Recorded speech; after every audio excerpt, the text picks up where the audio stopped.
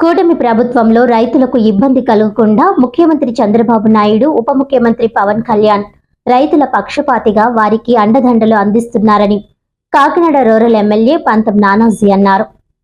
Kakinada rural మండలం పండూరు గ్రామంలో గల సొసైటీ వద్ద రైతులకు యూరియా బస్తాలను సొసైటీ అధ్యక్షుడు చిలుకూరి రామ్ కుమార్ ఆధ్వర్యంలో పంపిణీ చేశారు. అనంతరం సొసైటీ అధ్యక్షుడు రామ్ కుమార్ మాట్లాడుతూ అలుపెరగని నాయకుడు మన ఎమ్మెల్యే పంతం నానాజీ అని, ఆయన నిరంతరం ప్రజల కోసం కృషి చేస్తున్నారని, అభివృద్ధి కోసం పరుగులు తీస్తున్నారని, ఆయన మన నియోజకవర్గానికి ఎమ్మెల్యే కావడం మనందరి అదృష్టమని అన్నారు. ముందుగా రైతులకు యూరియా బస్తాలను పంపిణీ చేశారు. ఈ కార్యక్రమంలో రాష్ట్ర civil supply director Kadali Eshwari, MPP Nandipati Anantalakshmi Trimurthulu, TDP నాయకులు పెంకె శ్రీనివాస్ బాబా, నులుకుర్తి వెంకటేశ్వరరావు, చప్పడి వెంకటేశ్వరరావు, బీజేపీ నాయకులు రంభాల వెంకటేశ్వరరావు, బొలిశెట్టి వెంకట రామకృష్ణ, పెండం సత్యనారాయణ, వైస్ ఎంపీపీ వీరిసి సత్తిబాబు, కార్యదర్శి మోహన్ చౌదరి, ఉప sarpanch Valavala Venkateswararao, BJP Janasena party rural మండల అధ్యక్షుడు నండూరి సత్తిబాబు, జనసేన గ్రామ కమిటీ అధ్యక్షుడు గరగ శ్రీనివాస్, ఎంపీటీసీ నందిపటి వెంకట శ్రీనివాస్, నాయకులు గరగ విజయశ్రీ భాస్కర్ రావు,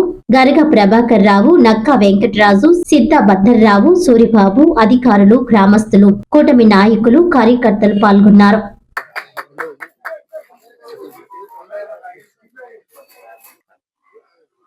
రైతు పక్షపాతి గవర్నమెంట్ గా చూపించాలని మా తాపత్రయం.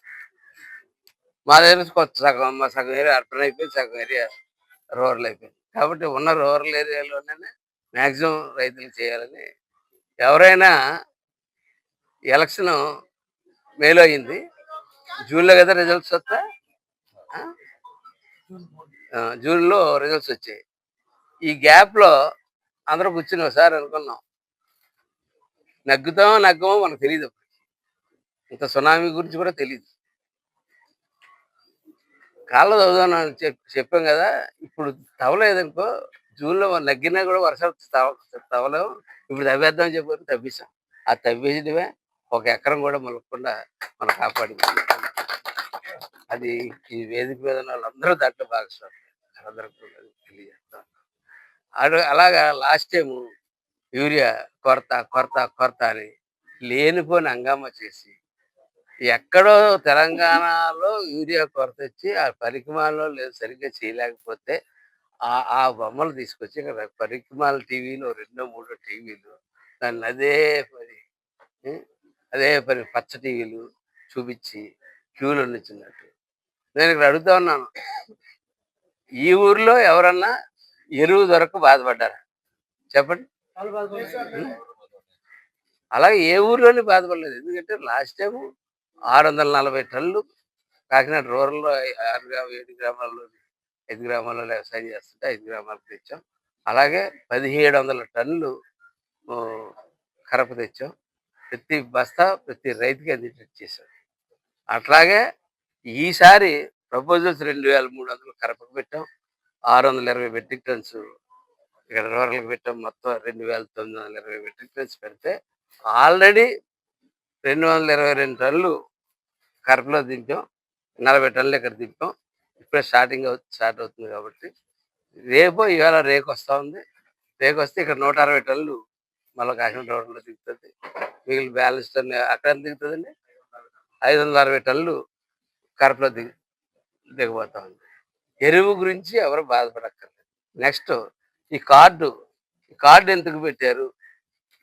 ఈ కార్డు ఎందుకు పెట్టారు? మామూలుగా సొసైటీ ఉంటుంది కదా, ఆర్కే సెంటర్ ఉంటుంది కదా, అందులో ఇచ్చేయచ్చు కదా. మళ్ళీ ఇన్ని ప్రొసీజర్ లేదు. ఇది మీ క్షేమం కోసం, మీ అందరి క్షేమం కోసం పెట్టారు. ఎందుకంటే ఎకరానికి ఎవరిని అడిగినా తెలుస్తుంది, భూమిని బట్టి 2.5 నుంచి 3 దాకా బస్తాలు అవసరం అవుతుంది. అంతకు మించి పట్టుకెళ్ళాడంటే దేని గురించి పట్టుకెళ్ళినట్టు లెక్క? అంటే వ్యవసాయానికి కాకుండా యూరియాని చాలా రకాలుగా వాడుకోవచ్చు.